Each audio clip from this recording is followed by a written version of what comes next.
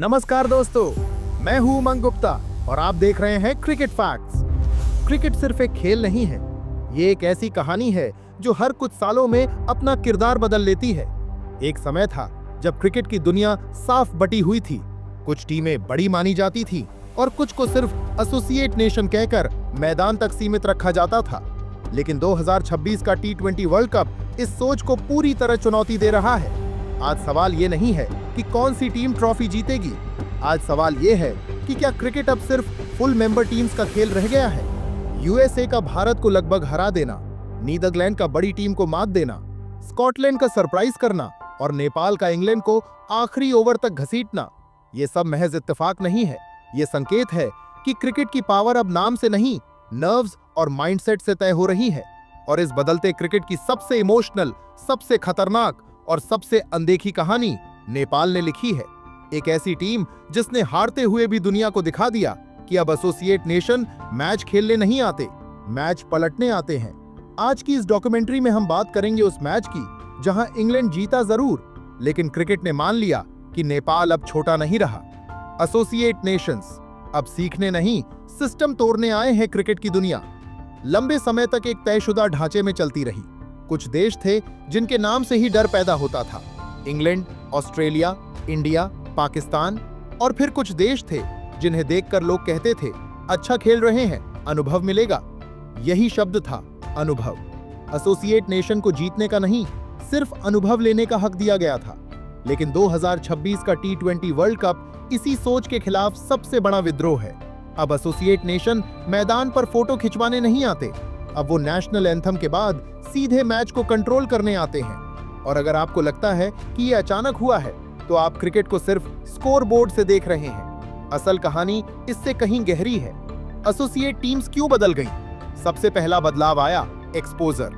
आज नेपाल, नीदरलैंड या स्कॉटलैंड के खिलाड़ी लोकल ग्राउंड तक सीमित नहीं है। Franchise leagues, global coaching data analysis, video analysis, fitness program, अब ये टीमें वही टूल्स इस्तेमाल कर रही हैं जो कभी सिर्फ बड़ी टीम्स के पास हुआ करते थे। फर्क बस एक है, हंगर। जहां बड़ी टीमें अपनी विरासत बचाने खेलती हैं, वहीं एसोसिएट टीमें अपनी पहचान बनाने खेलती हैं। और पहचान बनाने वाली टीम सबसे खतरनाक होती है। T20 फॉर्मेट एसोसिएट्स का सबसे बड़ा हथियार।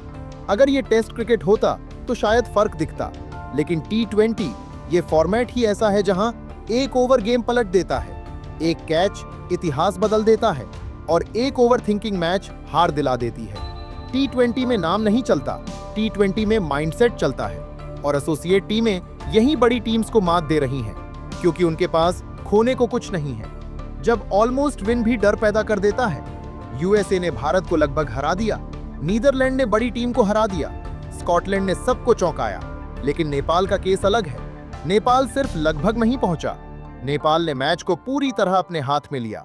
साउथ अफ्रीका के खिलाफ 1 रन से हार, इंग्लैंड के खिलाफ 4 रन से हार। ये हारें स्कोरबोर्ड पर छोटी हैं, लेकिन मानसिक तौर पर ये हारें बड़ी टीम्स के लिए सबसे बड़ा खतरा है, क्योंकि अब उन्हें पता चल चुका है ये टीमें जीत सकती हैं। बड़ी टीम्स की सबसे बड़ी कमजोरी, बड़ी टीम्स की समस्या स्किल नहीं है, उनकी समस्या है प्रेशर। जब एक एसोसिएट टीम बिना नाम, बिना स्टार मैच को बराबरी पर ले आती है, तो बड़ी टीम के दिमाग में एक सवाल पैदा होता है, अगर हम ये हार गए तो? यहीं से गलत फैसले शुरू होते हैं। फील्ड बार बार बदलना, गेंदबाजों को जल्दी बदलना, बैटर का गेम स्लो हो जाना। और यही वो जगह है जहां एसोसिएट टीम्स बिना बोले बढ़त बना लेती हैं। नेपाल सिर्फ टीम नहीं, एक चेतावनी। नेपाल अब अच्छी खेली वाली टीम नहीं है, नेपाल अब खतरनाक जोन में आ चुका है। उनकी बैटिंग में डर नहीं दिखता, उनकी बॉलिंग में सम्मान नहीं, प्लान दिखता है। वो बड़े नामों को रोकने की कोशिश नहीं करते, वो उन्हें टेस्ट करते हैं। और यही सबसे बड़ा बदलाव है। क्रिकेट का भविष्य किस दिशा में जा रहा है? 2026 का T20 वर्ल्ड कप एक ट्रॉफी तय करेगा, लेकिन उससे भी ज्यादा ये वर्ल्ड कप तय करेगा कि कौन टीम आगे बढ़ेगी और कौन सिर्फ नाम के सहारे टिकेगी। एसोसिएट नेशन अब क्रिकेट की बैकग्राउंड स्टोरी नहीं है, वो अब मेन प्लॉट बन रहे हैं। और इस मेन प्लॉट का सबसे मजबूत कैरेक्टर है नेपाल। आगे क्या? अब सवाल ये नहीं है कि नेपाल कब जीतेगा, सवाल ये है कौन सी बड़ी टीम पहले गिरेगी। क्योंकि जब कोई टीम लगातार लगभग जीत रही हो, तो समझ लो वो जीतने के बहुत करीब है। और क्रिकेट में सबसे खतरनाक पल वही होता है जब अंडरडॉग अपने आप को अंडरडॉग मानना छोड़ देता है। नेपाल अब वही खड़ा है। इंग्लैंड वर्सेस नेपाल, स्कोरबोर्ड नहीं, डर की कहानी। क्रिकेट में कुछ मैच ऐसे होते हैं जो स्कोरबोर्ड से समझ में नहीं आते। उन्हें पढ़ने के लिए आपको खिलाड़ियों के चेहरे देखने पड़ते हैं, डगआउट की खामोशी सुननी पड़ती है और हर गेंद के बाद बदलते माइंडसेट को समझना पड़ता है। इंग्लैंड बनाम नेपाल का यह मुकाबला ठीक वैसा ही मैच था। स्कोरबोर्ड कहता है इंग्लैंड 184, नेपाल 180। नतीजा, इंग्लैंड 4 रन से जीता, लेकिन असली कहानी इन 4 रनों से कहीं ज्यादा गहरी है। ये कहानी उस डर की है जो धीरे धीरे इंग्लैंड के ड्रेसिंग रूम में उतर रहा था। टॉस के बाद इंग्लैंड का प्लान। इंग्लैंड ने टॉस जीता और वही किया जो एक बड़ी टीम करती है, पहले बल्लेबाजी। इरादा साफ था, नेपाल को बड़ा टारगेट दो और फिर अपने एक्सपीरियंस से मैच खत्म करो। शुरुआत में सब कुछ इंग्लैंड के कंट्रोल में लग रहा था, लेकिन यहीं से एक छोटी सी गलती शुरू हुई, नेपाल को हल्के में लेना। शुरुआती झटके। जब प्लान हिलने लगा, फिल सॉल्ट पहचान वाले खिलाड़ी हैं, फॉर्म में रहते हैं, खतरनाक ओपनर हैं, लेकिन वो जल्दी आउट हो गए। इसके बाद जॉस बटलर, नाम ही काफी है, लेकिन बटलर भी लंबी पारी नहीं खेल पाए।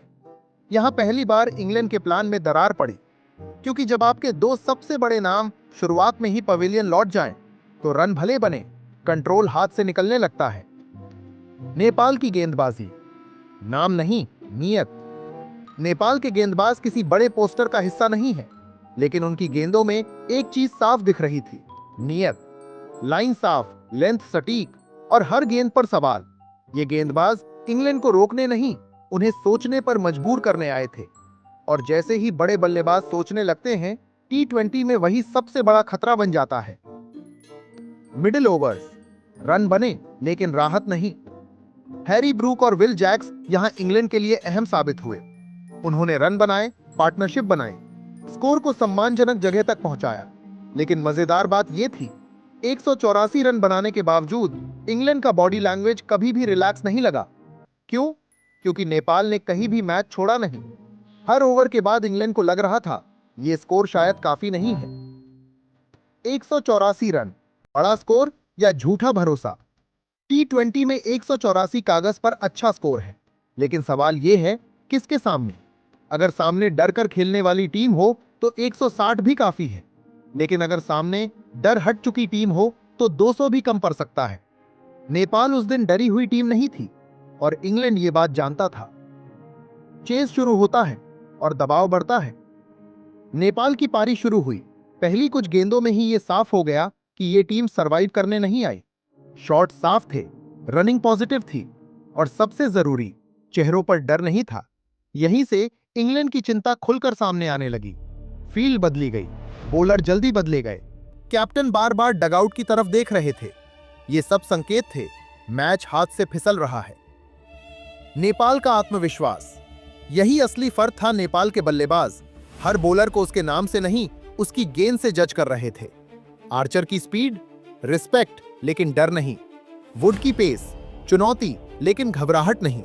ये माइंडसेट एसोसिएट टीम्स को खतरनाक बनाता है। इंग्लैंड का डर, हार का नहीं, बेइज्जती का। इंग्लैंड इस मैच में हारने से नहीं डर रहा था, वो डर रहा था उस सवाल से जो दुनिया पूछती, क्या इंग्लैंड नेपाल से हार गया? यही डर फैसलों को कमजोर करता है और नेपाल यही जगह ढूंढ रहा था। मैच बराबरी पर नहीं था, नेपाल आगे था। यहां एक बात साफ समझनी जरूरी है, यह मैच बराबरी का नहीं था। ज्यादातर समय नेपाल आगे था, रन रेट कंट्रोल में, विकेट हाथ में, दबाव इंग्लैंड पर। और यही वजह है कि जब आखिरी ओवर्स आए तो इंग्लैंड राहत नहीं, प्रार्थना कर रहा था। 4 रन की जीत, राहत या चेतावनी? जब आखिरी गेंद डाली गई और इंग्लैंड जीत गया तो जश्न नहीं हुआ, सिर्फ राहत दिखी। और क्रिकेट में यह सबसे बड़ा संकेत होता है, जब आप जीत कर भी खुश नहीं होते तो समझ लीजिए आप कुछ खो चुके हैं। इंग्लैंड ने मैच जीता, लेकिन उसने अपना डर दुनिया को दिखा दिया। इस मैच ने क्या बदल दिया? इस एक मैच ने 3 चीजें साफ कर दी। नेपाल अब बड़ी टीम से डरता नहीं। इंग्लैंड जैसी टीम्स अब एसोसिएट्स को हल्के में नहीं ले सकती। T20 क्रिकेट अब पूरी तरह खुल चुका है और यही वजह है कि ये मैच इतिहास में 4 रन की जीत नहीं कहलाएगा, ये कहलाएगा वो मैच जहां इंग्लैंड बचा और नेपाल उभरा। नेपाल की बैटिंग। जब मैच पूरी तरह हाथ में था, 184 रन का लक्ष्य। टी20 क्रिकेट में ये स्कोर कभी बड़ा माना जाता है तो कभी बिल्कुल चेज़ेबल। लेकिन सवाल ये नहीं था कि 184 बन सकते हैं या नहीं। सवाल ये था, क्या नेपाल इस स्टेज पर इतनी बड़ी टीम के सामने अपने माइंडसेट को कंट्रोल में रख पाएगा? और जवाब शुरुआती ओवर्स में ही मिल गया। नेपाल डर के साथ नहीं, इरादे के साथ उतरा था। शुरुआत धीमी नहीं, समझदार। नेपाल की ओपनिंग शायद देखने में धीमी लगी हो, लेकिन वो स्लो नहीं थी, वो कैलकुलेटेड थी। टी20 में हर गेंद पर मारना जरूरी नहीं, जरूरी है गलत गेंद का इंतजार करना। नेपाल यही कर रहा था। इंग्लैंड के बॉलर्स शुरुआत में डिसिप्लिन में थे, लेकिन नेपाल डॉट बॉल से घबराया नहीं। यही पहला संकेत था कि यह टीम मेंटली तैयार है। मिडिल फेज, जहां कहानी पलटी। जैसे जैसे ओवर्स बढ़े, नेपाल की बैटिंग खुलने लगी। दीपेंद्र सिंह ऐरी यहां सिर्फ बल्लेबाज नहीं थे, वो इस चेस का एक्सेस पॉइंट थे। 29 गेंदों में 44 रन। लेकिन असली बात स्ट्राइक रेट नहीं थी, असली बात थी कौन से ओवर में रन आए। जब रन रेट बढ़ने वाला था, जब इंग्लैंड दबाव बनाना चाहता था, जब विकेट गिरने का डर था, हर बार दीपेंद्र ने इंग्लैंड को पीछे धकेला। बड़े नाम, छोटे असर। इंग्लैंड के पास वर्ल्ड क्लास बॉलिंग थी। Jofra Archer, Mark Wood, Sam Curran नाम सुनते ही बड़ी टीमें भी प्लान बदल लेती हैं। लेकिन नेपाल ने नामों को खेल से बाहर रखा। उन्होंने गेंद को खेला, जर्सी को नहीं। यही वजह थी कि आर्चर का एक ओवर पिटाई में बदल गया। यही वजह थी कि वुड की स्पीड डर नहीं बना सकी।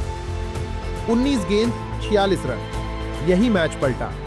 ये वो मोमेंट था जहां हर बड़ी टीम सोचने लगती है अब मुश्किल है। लेकिन नेपाल ने यहां भी आंख झपकाई नहीं। जोफ्रा आर्चर का ओवर आया और वो ओवर नेपाल ने तोड़ दिया।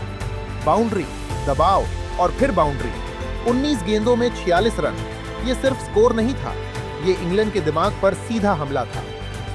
19वां ओवर, जब इंग्लैंड पूरी तरह हिल गया, मार्क वुड आए और उनसे भी 14 रन निकले। वाइड्स, चौका, गलत लेंथ। ये वो पल था जहां इंग्लैंड समझ गया था मैच अब नेपाल के हाथ में है।